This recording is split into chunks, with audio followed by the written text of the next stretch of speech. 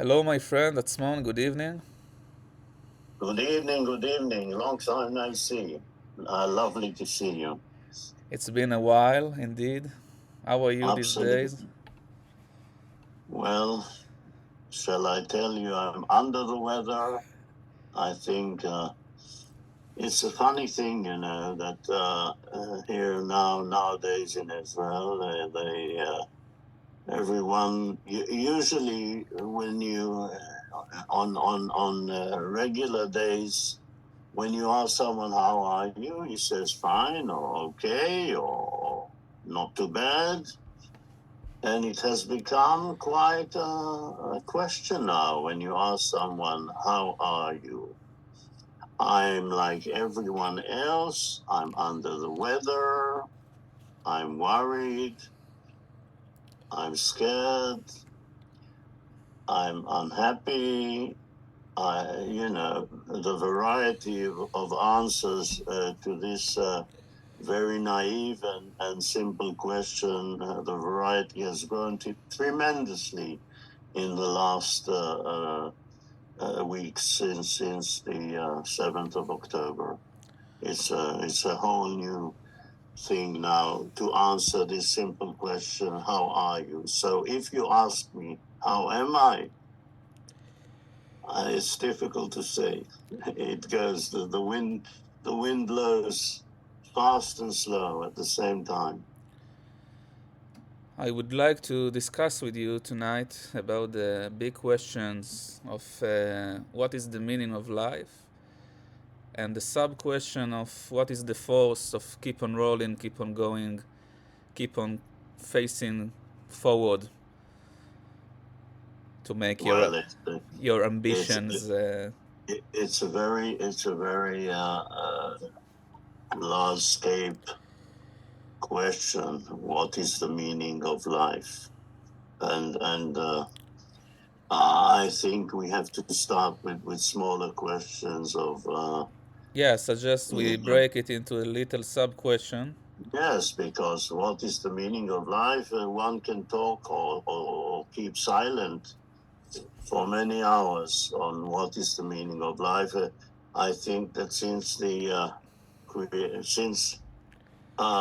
humanity or mankind has started thinking, uh, people have been thinking about the meaning of. Maybe at the first stages, people were more preoccupied with surviving, with ensuring their daily existence, with seeking for food for the next day. So maybe they didn't have time to think of the meaning of life, but at a certain stage where life became more convenient and people settled down and could and started agriculture, and they didn't have to look daily for food to exist. People started thinking of this question of the meaning of life.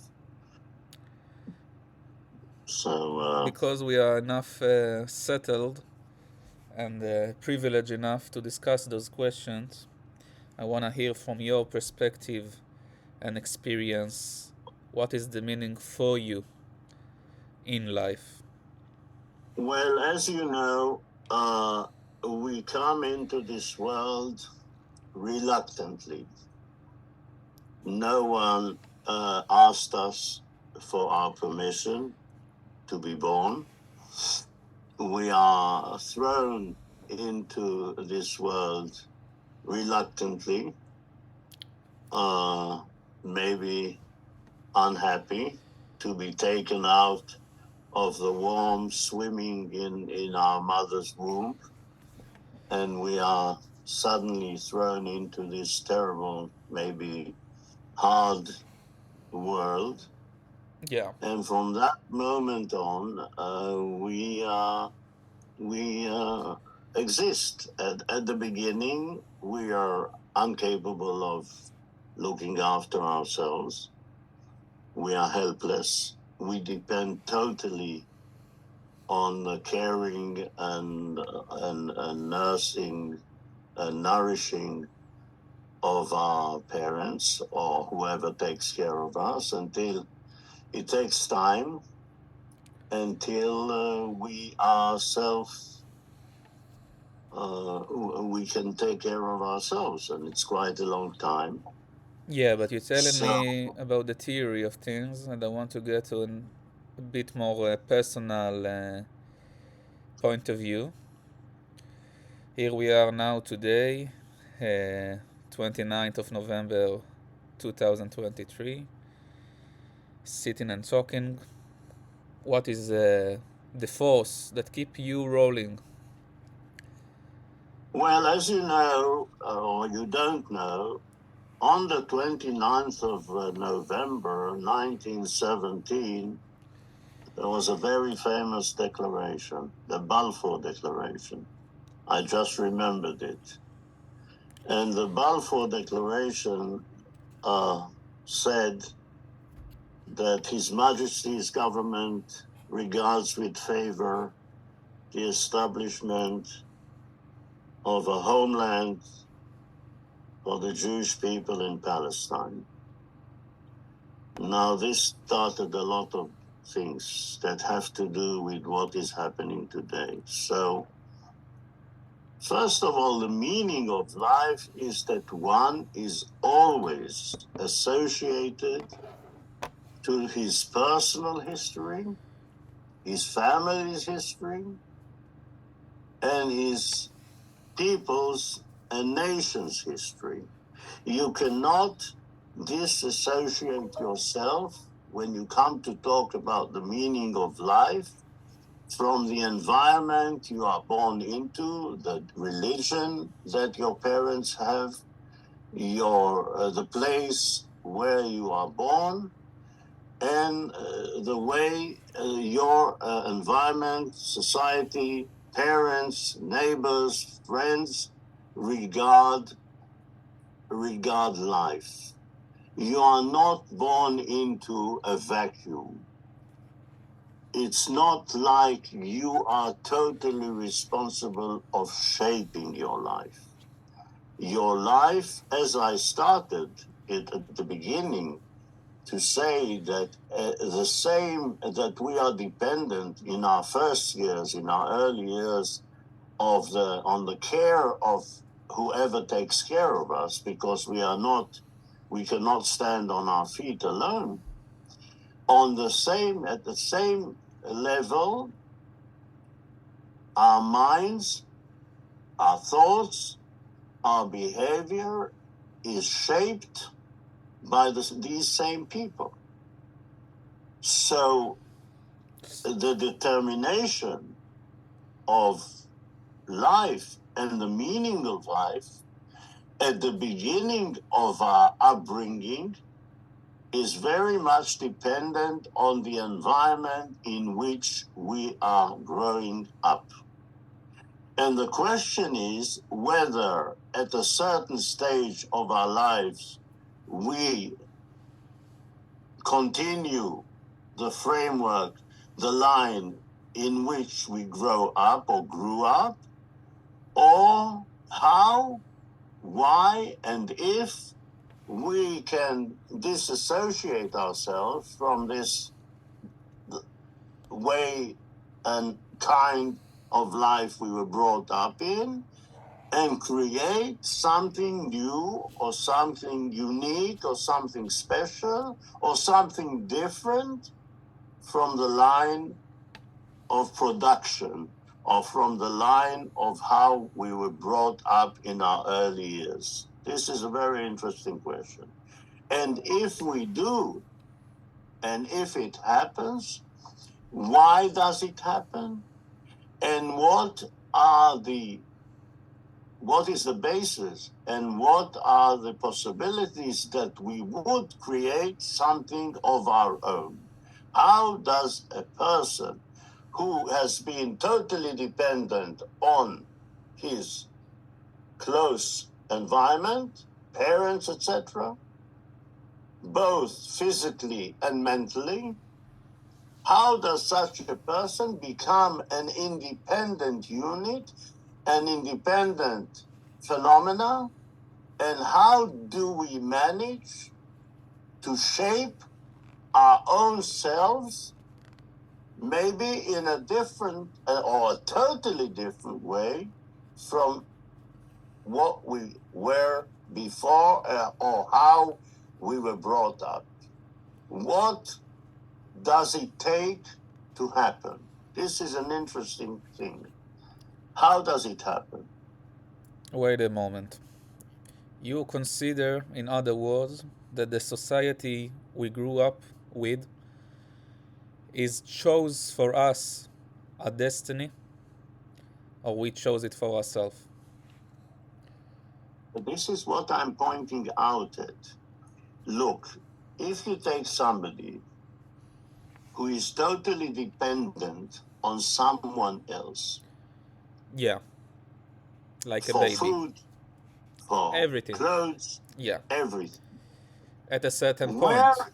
how does it happen, or what is the mechanism that enables, and we know that we are not copies of our fathers or forefathers, how is it shaped that a person who has been totally dependent on someone gets to a point where he takes his own way, where he becomes independent, where he develops his own set of ideas and his own mind and his own. What I'm saying is, it is something very unique in the human nature that enables a totally dependable human being, Yeah, a baby and a child, at a certain stage of his life, in spite of this previous dependency, become independent. This is a mechanism that we have to talk about, to think, how is it possible that it happens? but I want to ask something else. Is desire, is ambitious in life, the things he wants to achieve, the things that force him to success in life, to work hard through goals, to achieve goals, this start from the parents or from the society grew up on, or I it think came that from somewhere else? I think that it has to do. First of all, it depends on the person himself, on who he is, what his qualities are, what his abilities are, what is how his mind works, etc. But nowadays, I think that people live by set examples. They watch the media, they listen to the news, they see people, they are on the internet, and they adopt idols. They want to become like they used to say in the old days, I want to be like Einstein. I want to be like Mozart. I want to be like. Now, what, I mean, the field in which someone wants to, to be good, to succeed, to exceed the limits previously set, even in sports. We are geared nowadays by examples set to us by previous records of ingenuity, of achievements in sports, in music, in art, in many fields. And we want to be like, it's not that we are inventing a new thing. We have examples that we know of that have succeeded tremendously in all fields and walks of life. And it is to us to decide which of these examples are the ones that attract, that we feel are suitable for us in order to try and set a goal to ourselves to be like, to succeed like, to exceed the success of someone that has set an example for us. But That's how it works nowadays. if we aware of the fact that all the reality is illusion of our mind, and all we want to achieve is to pretend that we are someone else, what are the meaning No, of... no, no, no, no. We do not pretend we are someone else.